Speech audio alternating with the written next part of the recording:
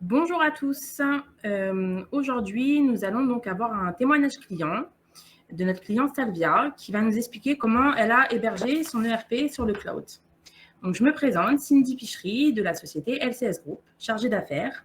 Et avec moi, donc Sabrina Robles, qui est directrice administrative et financière de la société Salvia Développement. Donc, Sabrina, est-ce qu'aujourd'hui, vous pouvez nous présenter Salvia Développement en quelques mots? Avec plaisir, Cindy. Alors, le groupe Salvia Développement est composé de 3 sociétés, Alteva, Salvia et SRCI, et on est tous éditeurs et intégrateurs de logiciels. Salvia propose des solutions métiers à destination des acteurs de l'immobilier public et privé.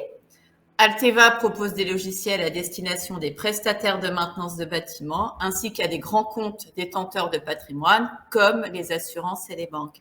Et pour finir, SRCI propose des solutions de dématérialisation des flux et des workflows. Parfait. Alors, nos clients. Oui. Nos clients sont principalement des promoteurs, des bailleurs sociaux, des collectivités territoriales, des prestataires de maintenance et des banques et assurances. Et donc, nous, qu'est-ce qu'on fait? On est en mesure de pouvoir accompagner nos clients de A à Z sur la gestion d'une opération immobilière, c'est-à-dire à partir du moment où notre client prend la décision de construire jusqu'à la gestion de son bien. On a donc à sa disposition, on peut mettre à sa disposition des outils tels que la gestion de la maîtrise d'ouvrage, la gestion de la dette, la gestion du patrimoine, la gestion de la maintenance du bâtiment, et tout cela en fait de manière dématérialisée. Donc aujourd'hui, on réalise un chiffre d'affaires d'environ 22 millions d'euros. On est 160 collaborateurs répartis sur le territoire français, Paris, Chartres, Tours, Lyon et Montpellier. Voilà. Ok, parfait. Est-ce que vous pouvez nous parler du contexte dans lequel le projet d'externalisation de votre système de gestion est né? Oui, alors en fait, comme vous le savez, l'actualité en ce moment, c'est la cybercriminalité. Beaucoup dans les journaux, vous voyez des entités, des sociétés qui subissent des cyberattaques ou des cybermenaces. Et donc ça pousse les sociétés à travailler à sécuriser fortement leur système d'information. Et le groupe Salvia, dans ce cadre-là, et notamment dans sa démarche de PCA et PRA, donc plan de continuité d'activité ou plan de reprise d'activité, a pris la décision d'externaliser son système d'information interne sur un cloud privé. Alors, je ne parle pas du système d'information client, parce que lui, du coup, il est hébergé depuis de nombreuses années. Vraiment, notre système d'information interne. Et donc, on a lancé ce projet d'externalisation début 2021. Et on avait prévu de migrer notre système sous 18 mois à peu près. Donc ça, c'était ce qui était écrit. Et puis après, la réalité nous a rattrapés, puisque pendant le week-end de Pâques, en mars 2021, on a subi une cyberattaque. Et là, la plupart de nos serveurs internes ont été touchés et donc cryptés, nous bloquant l'accès à tout notre système d'information. Et notamment à notre outil de gestion qui est CJY2, qui nous permet du coup de faire la réalisation des devis, la facturation, qui est en lien avec notre système d'assistance client, le déploiement planning de nos consultants. Et donc tout ça, c'était inaccessible. Donc, forcément, dès le lundi, on a pris la décision, bien sûr, d'aller récupérer nos sauvegardes pour remonter nos informations, mais surtout d'externaliser le plus rapidement possible notre système de gestion, notre ERP CJY2. Et pour ça, du coup, on a fait appel à LCS. Donc, LCS, c'est notre intégrateur, notre solution Y2, pour nous accompagner sur l'externalisation de Y2 et surtout pour pouvoir retrouver l'utilisation de cet outil-là. Ok. Est-ce que vous pouvez nous décrire du coup cette phase de migration forcée?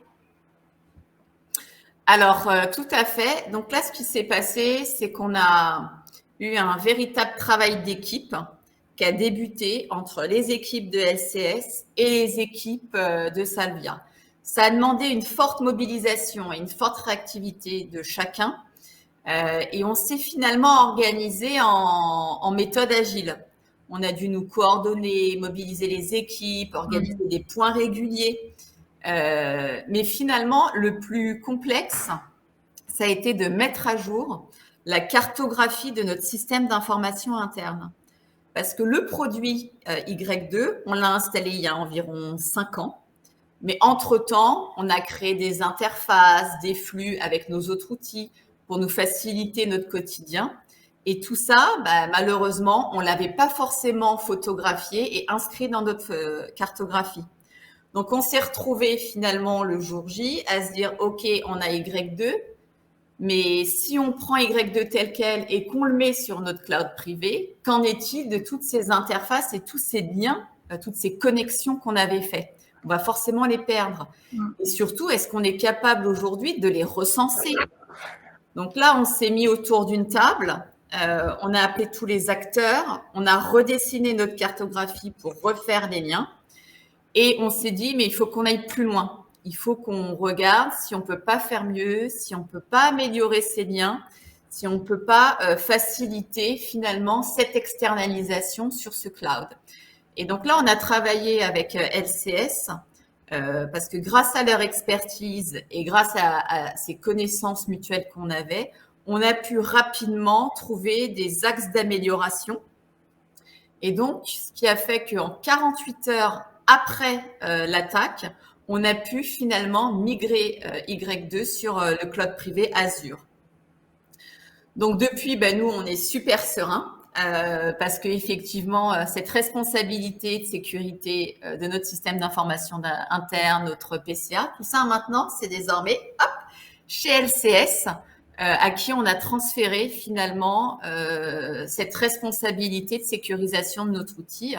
Et maintenant, c'est à eux de s'assurer notre plan de continuité d'activité. Et je me permettrais justement d'ajouter par rapport à ça que c'est vrai, LCS aujourd'hui a choisi de fournir aux clients une plateforme cloud privée sur mesure et qui répondent donc le plus possible aux normes de sécurité qui sont maintenant assez élevées. Du coup, après donc quelques mois d'externalisation et de changement, quels ont été les bénéfices constatés et surtout, est-ce que vous pouvez nous parler un petit peu de votre nouvelle façon de travailler? Oui, alors effectivement, même s'il s'agit d'un changement mineur, de migrer un ERP sur une plateforme hébergée, ça reste quand même un changement. Et comme tout changement, il doit être accompagné. Et donc, on a dû accompagner nos équipes pour qu'ils retrouvent tous leurs repères. Déjà, comment on se connecte à la nouvelle plateforme, comment on peut maintenant faire des extractions Excel puisqu'on est sur un bureau partagé et comment on peut récupérer ces extractions sur son poste de travail, comment on peut recréer les liens avec, certains avaient fait des tableaux de reporting qui étaient liés directement à la base de données, comment recréer ce lien-là, mais cette fois-ci en toute sécurité pour pas pouvoir aller toucher directement la base de données hébergée et donc faire un système de mirroring. Donc, on a travaillé effectivement à identifier tous les points de changement et à formaliser finalement une réponse pour les communiquer à l'ensemble de nos collaborateurs. Donc, côté collaborateur, finalement, mis à part ça, c'est assez transparent dans l'utilisation de l'outil. C'est juste un petit peu au niveau des connexions et interfaces qu'on a dû les accompagner.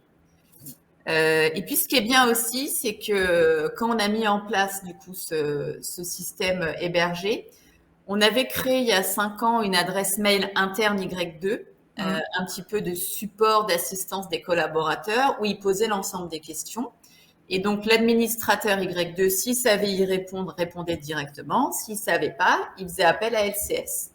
Et donc, en discutant un peu avec Manuel, qui est donc le DG de LCS, on s'est dit, mais finalement, est-ce qu'il ne faudrait pas changer ce flux et directement que les collaborateurs utilisent l'outil de ticketing de LCS pour faire leurs demandes?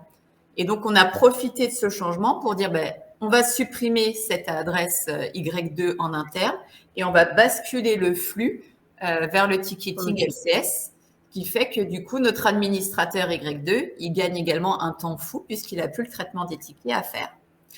Et bien sûr, le meilleur, je pense, c'est pour la DSI, parce qu'alors eux, du coup, c'est beaucoup plus de sérénité. Le système de gestion est hébergé, donc il n'y a plus de menace qui peut peser dessus, en tout cas plus sous leur responsabilité. Et donc eux, ils peuvent vraiment se focuser sur des travaux à valeur ajoutée, et notamment nous, on préfère qu'ils travaillent sur l'apport de valeur ajoutée pour nos clients que pour des choses en interne. Donc voilà, donc nous, on est très contents d'avoir choisi d'externaliser notre solution. Et on est très content également de la relation et du travail qu'on a pu mener avec LCS. LCS, c'est notre intégrateur de notre outil Y2. Et on est très content de la réactivité qu'ils ont eue, parce que Françoise Farag, qui est notre présidente, a contacté Manuel dès le dimanche pour lui expliquer la situation et lui dire mais comment on peut faire, comment tu peux nous aider, qu'est-ce que tu nous proposes comme solution. Et tout de suite, LCS nous a dit il n'y a pas de difficulté. Nous, on a une solution qui s'appelle Azure et on est tout à fait dans la possibilité de pouvoir vous accompagner dans cette migration très rapidement. Et donc ça a été vraiment quelque chose d'assez incroyable, puisque on avait un projet de migration du système d'information sous 18 mois. Et nous, finalement, en globalité, on a fait ce projet de migration en 3 semaines, tout inclus. Ok, écoutez, merci beaucoup, en tout cas, Sabrina, pour votre témoignage. Merci, Cindy. On va passer du coup aux questions. Est-ce qu'il y a des personnes présentes du coup sur ce live qui ont des questions à poser?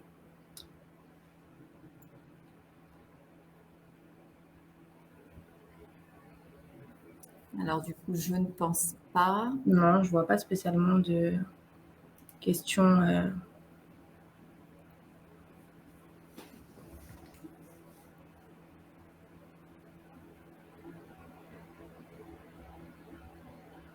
Non, apparemment pas spécialement de questions.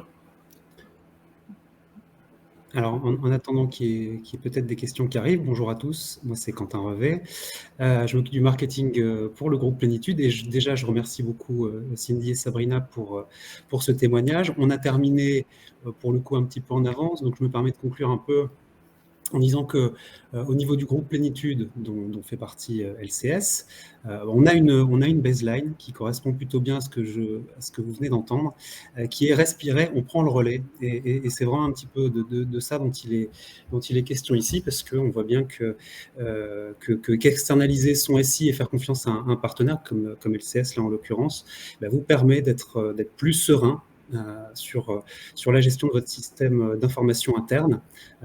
On est là pour ça, bien évidemment. Donc voilà, merci beaucoup Sabrina, merci beaucoup Cindy.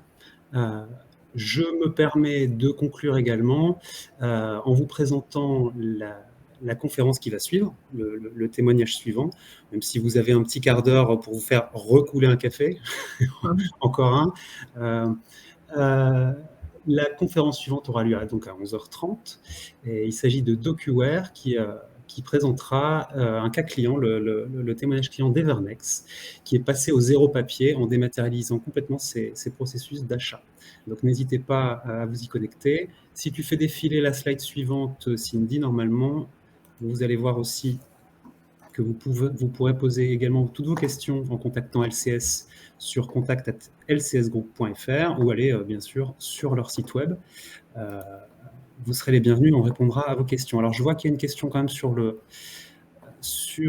chat de Morad Regragui. Bonjour, quel est le type de bureau partagé utilisé? Est-ce que c'est du Windows Virtual Desktop ou une connexion RDP? Est-ce que l'une de vous deux sait répondre à cette question? Je m'en serais bien incapable. Alors moi non plus, je vais vous dire, moi je suis pas du tout côté technique. Donc la chose que je sais, c'est qu'effectivement, je clique sur un bureau partagé. C'est une connexion bureau à distance. Mais après, le reste, je pense que c'est à travers une fenêtre Windows. Mais vraiment, là, je préfère que la question remonte à LCS et que LCS reviendrai avec plus de détails vers monsieur Regragui. Donc, Morad, on revient vers vous avec le détail technique de la question. Avec plaisir. Il comprend qu'on n'est pas technique, ça va. C'était pas un témoignage technique, mais on a des gens qui sont connectés et qui sont des techniciens, donc d'où la question. Écoutez, merci beaucoup. Je donne rendez-vous à tout le monde donc dans une quinzaine de minutes. Et n'hésitez pas évidemment à vous connecter au programme en haut de votre interface si vous avez encore... vous avez bien sûr votre programme de la journée qui est déjà tracé. Si vous avez des regrets, vous avez d'autres conférences, vous pouvez tout simplement aller cliquer dessus en cliquant sur programme complet et réserver votre conférence. Vous avez la possibilité également d'aller sur les stands virtuels de nos partenaires sur lesquels vous pourrez accéder aux conférences évidemment, mais également réserver des rendez-vous privés en one-to-one. Ça se fait assez simplement.